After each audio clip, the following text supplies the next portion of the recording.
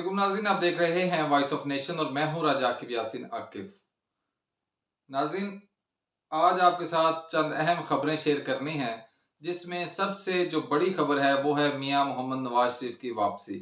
लेकिन ये वापसी ऐसे ही नहीं हो रही, बल्कि इस वापसी के पीछे एक बहुत बड़ा जो है वो एक फैक्टर है। 2017 में मियां मोहम्मद नवाज शरीफ के साथ जो जो ज्यादतियां हुई उसका अजाला किया जा रहा है। यूं कह सकते हैं कि मियां नवाज शरीफ जो है वो इस वक्त किंग मेकर हैं। उनसे हर किस्म की मुलाकातें भी हो रही हैं और एक अहम इदारे की जानिब से उनसे माफ़ी मांगी गई है उस रवैये पे जो 2017 में अपनाया गया था, जब मियां मोहम्मद नवाज शरीफ एक बहुत बड़ी अक्सरियत के साथ पाकिस्तान की असम्बली में मौजूद थे। पाकिस्तान मुआशी तौर पर तरक्की कर रहा था। कोई भी ऐसा वीक पॉइंट नहीं था जिस पर इस हुकूमत को ख़त्म किया जाता या जिस पर मियां नवाज शरीफ को नाअहल किया जाता।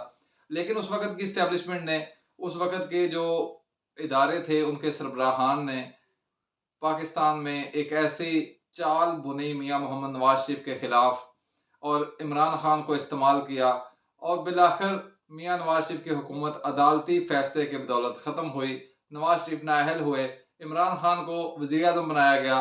लेकिन वज़ीर आज़म बनाने के बाद इस्टेब्लिशमेंट को उसका कोई खातिर खा फ़ायदा नहीं हो सका और इस्टेब्लिशमेंट जो चाहती थी शायद वो मतलूबा नतायज इमरान खान नहीं दे सके।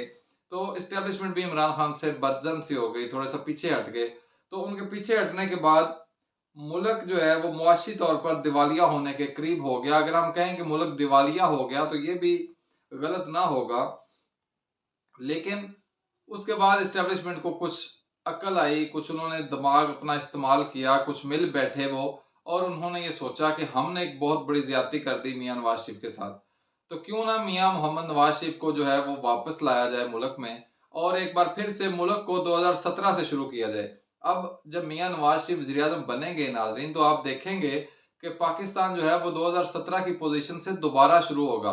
चाइना के साथ मुआहदे होंगे, सऊदी अरब के साथ मुआहदे होंगे, मुल्क तरक्की करेगा और ये सारा कुछ जो है वो मियां मोहम्मद नवाज शरीफ की छतरी के नीचे तब होगा जब इस्टेब्लिशमेंट उनके साथ राजी होगी, क्योंकि इससे पहले आपने देखा कि इस्टेब्लिशमेंट के साथ उनकी नहीं बन पाई। वो अक्सर इस्टेब्लिशमेंट की लड़ाई की नजर हो गए। तो नाजरीन, मियां नवाज शरीफ अब वापसी के लिए तैयार बैठे हैं और बिल्कुल वापस भी आएंगे और यही कहना है नून लीग के सोशल मीडिया का कि नवाज शरीफ जो हैं वो वापस आएंगे तो बाकायदा तौर पर इंतखाबी मुहिम का भी आगाज हो जाएगा। 15 तारीख को नवाज शरीफ के वकला ने जमानत अप्लाई करनी है, हिफाजती जमानत में वापस आएंगे मुल्क में। आते ही वो जो है यादगार पे जलसा करेंगे और उस जलसे की बदौलत देखा जाएगा कि नून लीग किस बयानिए के साथ इलेक्शन में उतरेगी और आने वाले दिनों में उनकी सियासी हिकमत अमली क्या होगी। दूसरी खबर यह है नाज़रीन कि इमरान खान जेल में है। आपको पता है उन पे बेशुमार केसेस हैं जिनके अभी फैसले आना शुरू होंगे, फिर उसमें मजीद सजाएं होंगी। अभी तो वो अंडर प्रोसेस है, ट्रायल में है। लेकिन बुशरा बीबी की ये कोशिश है कि वो किसी तरह मियां नवाज शरीफ के साथ अगर रब्ता कर सके, शहबाज शरीफ के साथ या इस्टेब्लिशमेंट के जो आला सरकर्दा लीडरान हैं उनसे कोई मुआहिदा ऐसा कर सके कि इमरान खान को मुल्क से बाहर ले जाएं। और अगर इमरान खान उनकी बात नहीं मानते तो फिर हो सकता है कि बुशरा बीबी भी उनसे राहें जुदा कर ले। ये एक अंदर की खबर है कि बुशरा बीबी ने अब इस तरफ जो है वो बात चला दी हुई है। वो अब इस सोच में है कि किसी तरह इमरान खान के साथ मुआहिदा हो जाए इस्टेब्लिशमेंट का और इमरान खान जो है वो मुल्क से बाहर चले जाए। चाहे वो इलाज की गरज से जाएं, चाहे वो मुल्क बदरी के नज़र हो जाएं या किसी भी तरीके से वो मुल्क से बाहर चले जाएं। और जब वो मुल्क से बाहर जाएं तो वहाँ से फिर अपनी सियासी जंग लड़ते रहें या सियासत से किनारा कर लें, वो एक अलग बात है। और दूसरा ऑप्शन ये होगा कि बुशरा बीबी खुद उनके खिलाफ वादा माफ गवाह बन जाएं और उनके खिलाफ गवाही दे के वो मुल्क से बाहर खुद चली जाएं और उनसे अलहदगी अख्तियार कर लें। इमरान खान बाकी की जिंदगी जेल में गुजारें। तो ये भी एक खबर थी नाजरीन। तीसरी खबर ये है कि अच्छी खबर है पाकिस्तान की मईशत के लिए। दिन ब दिन डॉलर के रेट में कमी हो रही है, 50-60 रुपए तकरीबन उसमें कमी हो गई।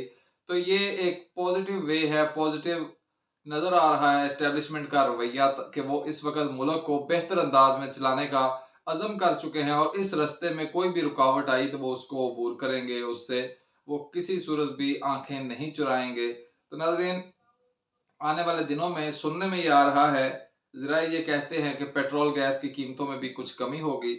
इसी तनाजुर में कि वो जो है डॉलर के रेट कम हो रहे हैं तो साथ साथ जो बाकी चीज़ें हैं डॉलर की निस्बत वो भी कम हों, उनकी प्राइसेस भी नीचे आएँ। नाज़रीन, इसके बाद जो खबर है हमारे पास वो है अफ़गान मुहाजिरीन की वापसी। ये अमल शुरू हो चुका है, लेकिन इसमें बहुत से अभी पेचीदा नुकात बाकी हैं। कल मौलाना फजल रहमान साहब ने भी इस पे रोशनी डाली है। तो देखते हैं कि एस्टेब्लिशमेंट इस मसले के साथ किस तरह हैंडल करती है इसको। लेकिन नाज़रीन, एक सबसे बड़ी खबर ये है कि आगे इलेक्शन आ रहा है और इमरान खान इलेक्शन से बाहर होंगे। लेकिन ये कोई अचंभे की बात नहीं है, ये कोई बहुत बड़ी खबर नहीं है कि इमरान खान इलेक्शन से बाहर होंगे तो मुल्क का क्या बनेगा।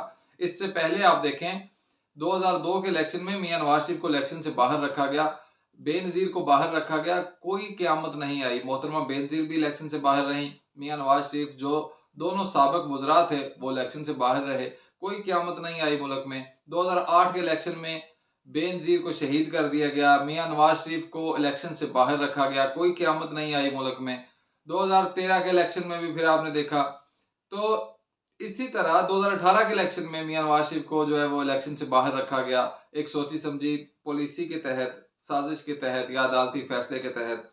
तो अब अगर इमरान खान इलेक्शन से बाहर होंगे तो कोई बहुत बड़ी बात नहीं होगी। ये सियासी लीडरान पे पहले होता आया है कि ये इलेक्शन से बाहर होते रहते हैं, कोई बड़ी खबर नहीं है।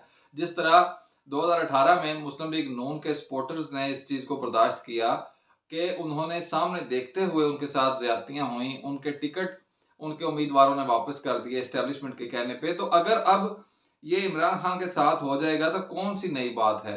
वो अगर ये शोर-ओ-गुल करते हैं, इस पे रोते-चीखते हैं तो उनके लिए सिर्फ़ यही है कि कभी वो दिन थे जब इमरान खान इस तरह मुँह पे हाथ फेर के कहते थे कि वापस आओ फिर मैं आपको देख लूँगा। अब वो वापस आ रहे हैं तो फिर अब आप देखने के काबिल शायद नहीं रहे। तो शायर ने क्या खूब कहा है इस मौका पर कि वो जो कहता था कुछ नहीं होता, अब वो रोता है चुप नहीं होता। नाज़रीन, चैनल को सब्सक्राइब ज़रूर कर दीजिए और बेल आइकन को भी प्रेस कीजिए। इजाज़त दीजिए। अल्लाह हाफ़िज़।